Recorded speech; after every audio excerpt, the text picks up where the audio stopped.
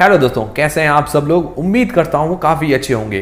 तो दोस्तों इस वीडियो के अंदर हम रिव्यू करेंगे 5 जो अपकमिंग एसएमई आईपीओ आने वाले हैं। एसएमई मतलब small and medium enterprises IPO, मतलब जो कंपनीज जो है काफी छोटी कंपनीज होती है, 100 करोड़ से भी कम का रेवेन्यू वगैरह जनरेट करती है, उन कंपनीज को एसएमई कंपनीज बोलते हैं। तो 5 कंपनीज आ रही है, पांचों का रिव्यू करेंगे एक साथ और उनकी रैंकिंग देखेंगे, मतलब पहले नंबर पर कौन सी है, दूसरे नंबर पर कौन सी है, तीसरे नंबर पर कौन सी है, और उसके अलावा किस आईपीओ में अप्लाई करना चाहिए, किसको अवॉइड करना है, सारी चीजें हम इस वीडियो के अंदर क्लियर करेंगे। वैसे 6 आईपीओ आ रहे हैं एसएमई पर, इस वीडियो के अंदर हम 5 एसएमई आईपीओ का रिव्यू करेंगे, क्योंकि वीडियो नहीं तो बहुत ज्यादा लंबा हो जाता है और एसएमई आईपीओ जो है लगातार चलते ही रहते हैं, आते ही रहते हैं।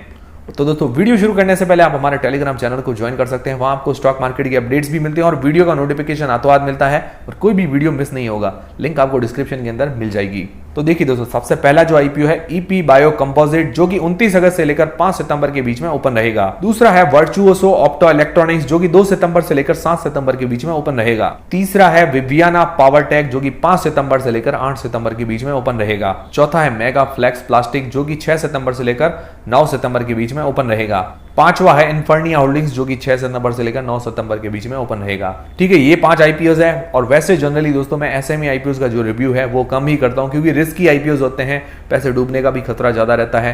हालांकि प्रॉफिट होता है, जब बहुत बढ़िया भी प्रॉफिट होता है, पर रिस्क बहुत ज्यादा होता है। इस कारण क्या है कि थोड़ा सा इसको अवॉइड ही मैं करता हूं। पर क्या है कि इसकी डिमांड ज्यादा आ रही थी, तो मैंने सोचा 5 जो एसएमई आईपीओ है उनका रिव्यू एक साथ कर दिया जाए, ताकि किसी के भी डाउट ना रहे। मतलब सारे आईपीओ का रिव्यू एक साथ हो जाएगा और रैंकिंग भी हो जाएगी। और बाकी एसएमई आईपीओ रिस्की होते हैं, तो अपनी रिस्क और अपना एनालिसिस लगा के ही किसी भी आईपीओ में इन्वेस्ट करें। मेरी आप बात सुन सकते हैं, बाकी एनालिसिस खुद करना है, डिसीजन आपको खुद को लेना है। तो देखिए दोस्तों, सबसे पहले इसका ग्रे मार्केट का प्रीमियम देख लेते हैं, मतलब लिस्टिंग गेन्स वगैरह कैसा मिल सकता है। तो देखिए जनरली जो एसएमई आईपीओ होते हैं वो नॉर्मल जो रेगुलर आईपीओ होते हैं उनसे हटके होते हैं। इस कारण क्या है कि इनकी डिमांड ज्यादा आप देख नहीं सकते, मतलब आपको पता नहीं चलेगा कि किसकी डिमांड ज्यादा है। पर इसकी डिमांड अगर एक्चुअल पता करनी हो तो हमें क्या करना पड़ेगा, इसका मेन तो सब्सक्रिप्शन देखना पड़ेगा, मतलब पहले दूसरे दिन इसको सब्सक्रिप्शन वगैरह कैसे मिलते हैं। फिर उसके अलावा इसका सेक्टर हमें देखना पड़ता है, किस सेक्टर के अंदर कंपनी काम करती है। जनरली छोटी कंपनीज जो होती हैं उनके बढ़ने और ग्रोथ होने के चांसेस ज्यादा होते हैं, तो उसके सेक्टर देखना पड़ता है, उसकी फाइनेंशियल कंडीशन कैसी है, और उसके अलावा किस प्राइस बैंड पर ये आ रही है, मतलब सस्ती प्राइस बैंड पर आती है तो उसकी ग्रोथ करने के चांसेस ज्यादा होते हैं। तो उस हिसाब से सारे फैक्टर्स और सारी डिमांड डिसाइड होती है। तो ये सारी डिमांड्स वगैरह देखने के लिए क्या है कि हमें कंपनी यहाँ देखनी पड़ेगी, कंपनी किस किस सेक्टर में काम करती है, किनका प्राइस बैंड कैसा है। तो वो सारी चीजें अब आगे हम क्लियर करते हैं। तो दोस्तों कंपनीज क्या काम करती है, उससे पहले मैं आपको एक धन के जबरदस्त फीचर के बारे में बताना चाहता हूं, ट्रेडिंग व्यू के बारे में। आपने सुना ही होगा कि ट्रेडिंग व्यू का जो यूज है डायरेक्टली चार्ट से ट्रेडिंग करने के लिए किया जाता है। तो धन ऐप भी जो है ट्रेडिंग व्यू के साथ इंटीग्रेटेड है। तो धन ऐप पर क्या है कि ट्रेडिंग व्यू के साथ आप चार्ट रीड करने के साथ साथ उस पर ड्राइंग भी कर सकते हैं। ड्राइंग करने से यह फायदा होगा कि आप उसको और अच्छे से एनालिसिस कर सकते हैं और उसको समझ सकते हैं, और स्पेशली ट्रेडर्स के लिए बहुत बढ़िया चीज है। तो इसके लिए आपको क्या करना है कि tv.dhan.co पर लॉग इन करना है। तो राइट हैंड साइड में क्या दिखाएगा, इसकी पूरी वॉच लिस्ट दिखाएगा, मतलब हमारी जो भी वॉच लिस्ट है, और लेफ्ट हैंड साइड में जो भी ड्राइंग के टूल्स हैं, वो सारी चीज ड्राइंग के जो आइकन्स हैं वो हमें दिखाता है। तो इसमें से एक एक करके हम ड्राइंग के टूल्स यूज कर सकते हैं और अच्छे से इसको एनालिसिस में काम ले सकते हैं। तो हम 2-4 इसके टूल्स वगैरह देख लेते हैं। तो सबसे टॉप लेफ्ट पर अगर देखते हैं तो कर्सर आइकन है, तो वहां से डिजायर्ड कर्सर हम चुन सकते हैं। तो इसी तरह से सारे टूल्स दिए हुए हैं, उसके अंदर हमें अलग अलग ऑप्शन से चूज करना है, और जिस तरह से हमारे लिए जो भी यूजफुल हो उसको चूज करके हमें ड्राइंग में यूज लेना है। तो बहुत सारी लाइंस आती है, उसमें हम ट्रेंड लाइन सेलेक्ट करते हैं। ट्रेंड लाइन क्या है, ट्रेंड दिखाता है, अप ट्रेंड है क्या डाउन ट्रेंड है।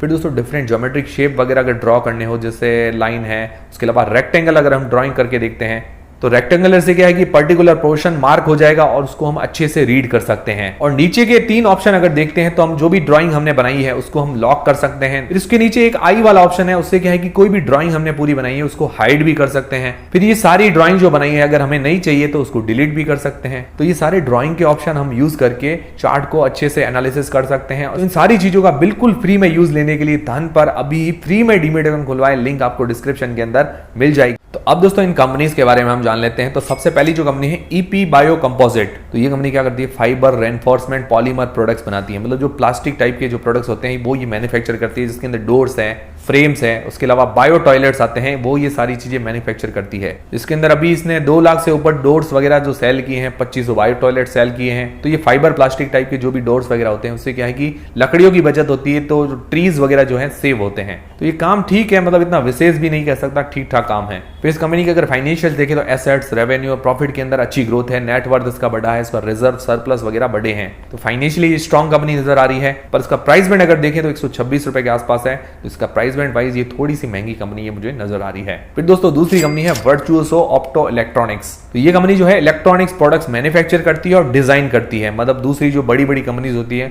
उनके लिए मैन्युफैक्चरिंग और डिजाइनिंग करके देती है। और आप जानते हैं कि जो बड़े बड़े ब्रांड्स होते हैं सारी चीजें खुद मैन्युफैक्चर नहीं करते हैं, तो कुछ कुछ छोटी कंपनीज को भी देते हैं, तो उनमें से एक वर्चुओसो ऑप्टो इलेक्ट्रॉनिक्स भी है। तो ये क्या करती है, स्प्लिट एसी और उसके पार्ट्स वगैरह ये मैन्युफैक्चर करती है। फिर जो वाटर हीटर्स या गीजर्स वगैरह होते हैं वो ये मैन्युफैक्चर करती है। फिर दोस्तों एलईडी लाइटिंग प्रोडक्ट्स, मतलब जो एलईडीज वगैरह होती हैं वो ये मैन्युफैक्चर करती है। फिर अदर कोई भी प्रोडक्ट्स जो होते हैं इसके रिलेटेड इलेक्ट्रॉनिक्स प्रोडक्ट्स, वो सारी चीजें ये मैन्युफैक्चर करती है। तो काम बढ़िया है इसका, शानदार काम है, मतलब बड़े बड़े ब्रांड्स को ये मैन्युफैक्चर करके देती है, तो डिमांडिंग काम है ये। और अभी दोस्तों एक कंपनी आई थी सिरमा एसजीएस, वो भी कुछ इस टाइप की कंपनी थी, उसके प्रोडक्ट्स थोड़े बहुत अलग थे पर कुछ इस टाइप की ही कंपनी थी। और डिक्सन अंबर भी कुछ इस टाइप की ही कंपनी है। और इसका कस्टमर बेस अगर बात करें तो एंकर का आपने नाम सुना होगा, एंकर की केबल्स आती है, वायर्स आते हैं, स्विचेस आती है। फिर दोस्तों पैनासोनिक की एसीज आती है, आपको पता ही है, एयर कंडीशनर, वो इसकी कस्टमर है। फिर दोस्तों रिकॉर्ड जिसके वाटर हीटर्स आते हैं, रिलायंस, ISCL, पॉल और इंडिया बुल्स, ये सारे इसके कस्टमर्स हैं, तो इसका कस्टमर बेस भी काफी बढ़िया है। दोस्तों अगर इसके फाइनेंशियल्स देखें तो एसेट्स, रेवेन्यू और प्रॉफिट के अंदर साल दर साल ग्रोथ है,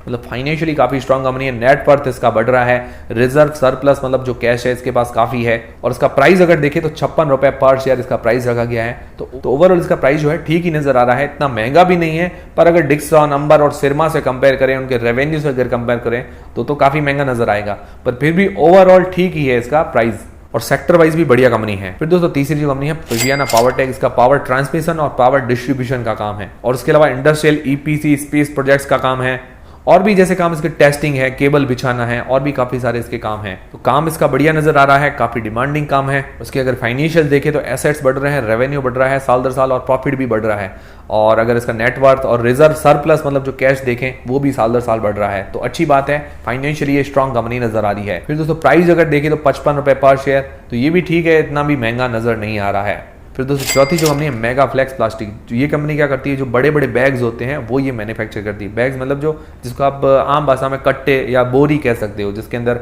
आलू, कांदा मतलब प्याज वगैरह होते हैं, सब्जियां वगैरह आती है, मतलब जो बड़े बड़े लाल कलर के कट्टे होते हैं, हरे कलर के कट्टे होते हैं, उसके अंदर सब्जियां आती हैं, तो वो ये मैन्युफैक्चर करती है। तो लैनो बैग्स है, वोवन फैब्रिक के जो बैग्स है, उसके अलावा सूतली के जो बैग्स आते हैं, जो हमें ब्राउन कलर की जो बोरी होती है, वो ये सारी चीजें मैन्युफैक्चर करती है। तो ये सदाबहार काम लग रहा है, पर इतना विशेष, इतना जबरदस्त काम भी नहीं है। और फाइनेंशियली स्ट्रॉन्ग कंपनी है, रेवेन्यू, प्रॉफिट, एसेट्स के अंदर ग्रोथ है, और इसकी नेटवर्थ भी बढ़ रही है, इसका रिजर्व सरप्लस जो कैश है वो भी बढ़ रहा है, तो फाइनेंशियली अच्छी कंपनी है। और इसके अलावा इसका प्राइस अगर देखें तो 40 रुपए पर शेयर इसका प्राइस है, और इसका फ्यूचर के हिसाब से देखें तो ओवरऑल प्राइस मतलब इतना सस्ता भी नजर नहीं आ रहा है। फिर दोस्तों पांचवी जो कंपनी है इन्फर्निया होल्डिंग्स, तो ये कंपनी क्या है कि आर्किटेक्चर और इंटीरियर डिजाइनिंग की जो सॉफ्टवेयर होते हैं उसकी डेवलपर कंपनी है।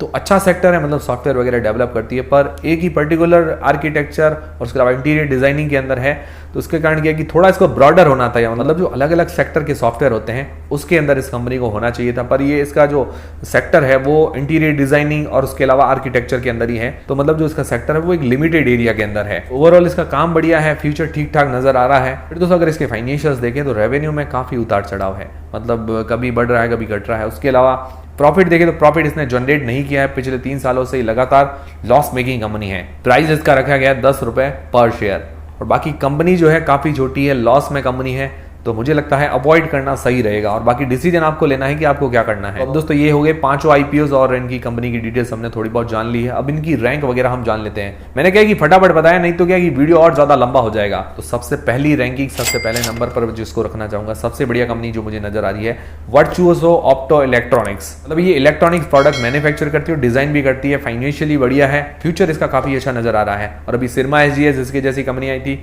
उसकी भी लिस्टिंग हमें काफी अच्छी देखने को मिली है, पर रेवेन्यू के मामले में छोटी कंपनी है। फिर दोस्तों दूसरे नंबर पर मैं रखना चाहूंगा विवियाना पावरटेक।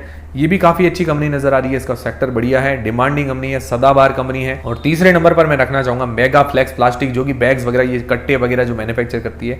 ये भी सदाबहार सेक्टर है पर इतना कोई विशेष नहीं है, ठीक ठाक मान सकते हैं। फिर चौथे नंबर पर ईपी बायो कंपोजिट को रखना चाहूंगा और इसका सेक्टर भी ठीक ठाक है, पर ये जो इसका प्राइस बैंड है वो महंगा, मतलब महंगी प्राइस पर आ रहा है, तो इसीलिए थोड़ा ये भी रिस्की नजर आ रहा है। फिर पांचवा है इन्फर्निया। इन्फर्निया तो मैं अवॉइड करने का ही कहूंगा, कंपनी क्या है कि लगातार लॉस मेकिंग है और उसके अलावा मतलब लॉट जो लगता है हमारा 1 लाख रुपए एक साथ लगते हैं, तो ये थोड़ा रिस्क वाली बात है। मतलब एक लॉस मेकिंग कंपनी के साथ लगाना, और फिर भी और छोटी ही कंपनी है, मतलब इसका रेवेन्यू बहुत कम है, तो इसलिए हमें अवॉइड करना ही सबसे सही रहेगा। बाकी डिसीजन आपको लेना है कि आपको क्या करना है। तो ये सारी मेरी रैंकिंग होगी, मैंने आपको पर्सनली मेरी रैंकिंग बता दी।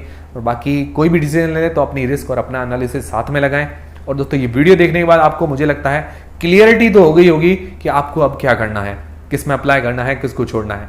तो आप लोग किस आईपीओ में अप्लाई करने वाले हैं और किसको छोड़ने वाले हैं, मुझे कमेंट करके जरूर बताइएगा। तो उम्मीद करता हूं हमारा वीडियो, हमारी जानकारी आपको काफी पसंद आई होगी। अगर हमारा वीडियो, हमारी जानकारी आपको पसंद आई है तो वीडियो को लाइक जरूर करें और दोस्तों चैनल को सब्सक्राइब कर लें। मिलते हैं दोस्तों नेक्स्ट वीडियोस के अंदर। और दोस्तों धन ऐप की जो लिंक है आपको डिस्क्रिप्शन के अंदर मिल जाएगी, टेलीग्राम, इंस्टाग्राम, सभी की लिंक आपको डिस्क्रिप्शन के अंदर मिल जाएगी।